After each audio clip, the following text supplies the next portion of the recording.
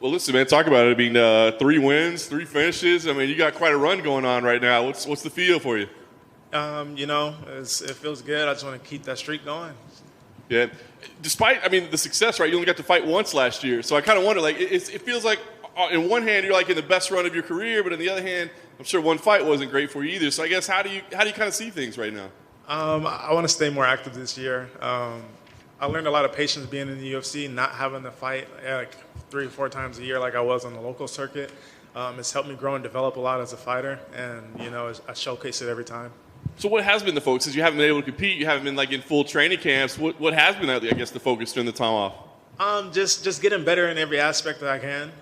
Grappling, striking, however, mentally mainly.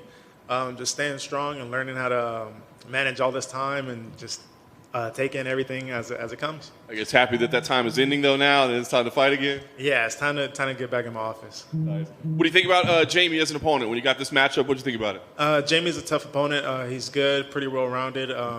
He's pretty durable from what I've seen.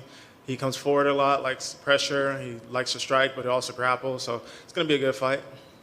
Featured spot on ESPN, right? Like that's kind of that lead in. I mean, does that feel like kind of a responsibility, I guess, to set the tone for the pay-per-view? Yeah, it feels good. I always set the tone. I always have an exciting fight. As long as my opponent isn't boring, I'm going to put on a show. So that's why I wonder, like on paper, this looks like it could be a lot of fireworks, right? So, I mean, do you go in there and brawl with this guy, or do you go in there and you try to maybe be a little bit more technical because he does like to brawl? We'll see how it goes. Like I feel like I'm gonna have the better hand wherever the fight goes. So if we get into some crazy exchanges, it'll be fun. If I can keep it technical and just stay long the whole fight. So we'll see. It just depends on how I feel fight night.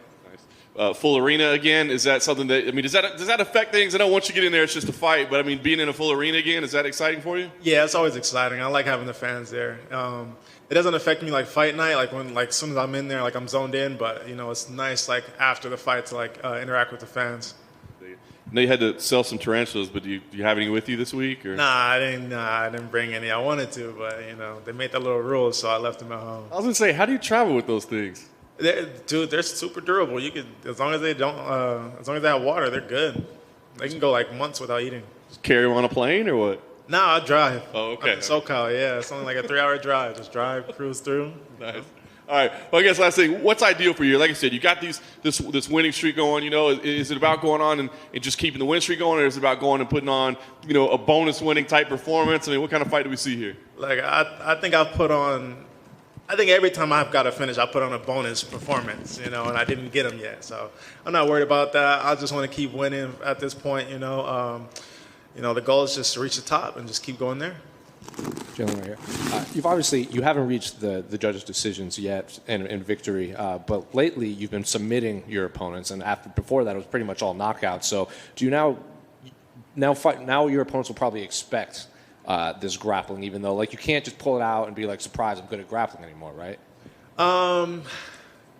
Yeah, I think as soon as I start striking them, they're still going to be surprised if I start grappling them, because it's like pick your poison at this point.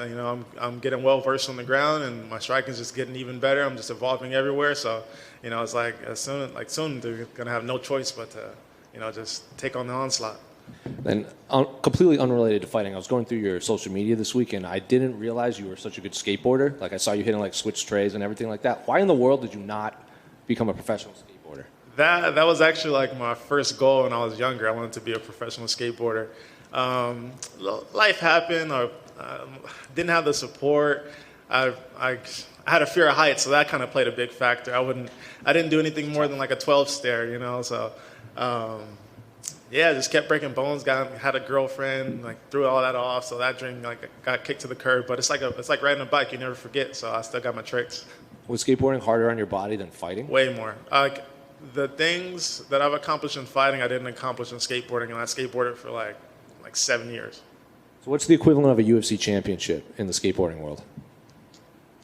Shoot, you gotta be like Nigel Houston, Chris Cole, or somebody, just have everything, every trick on lock, everything you can do possibly. Well, it's an Olympic sport now.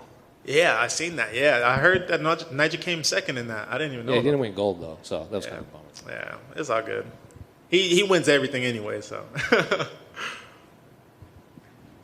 Hey, Jalin, right here. Jalin, you're obviously one of the taller and bigger lightweights out there. As you've been going on, how is it making the weight still as you've been going in your career?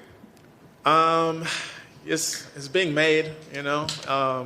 It's never easy. Cutting weight always sucks. I love food. Like, it's hard for me to just cut that out anytime. So that's the hardest part. It's part of the job. I make it every time. So, you know, I don't know. That leads me to my question. I mean, with your frame, have you thought about, possibly 170, or is that still more further down the line from where you're at right now?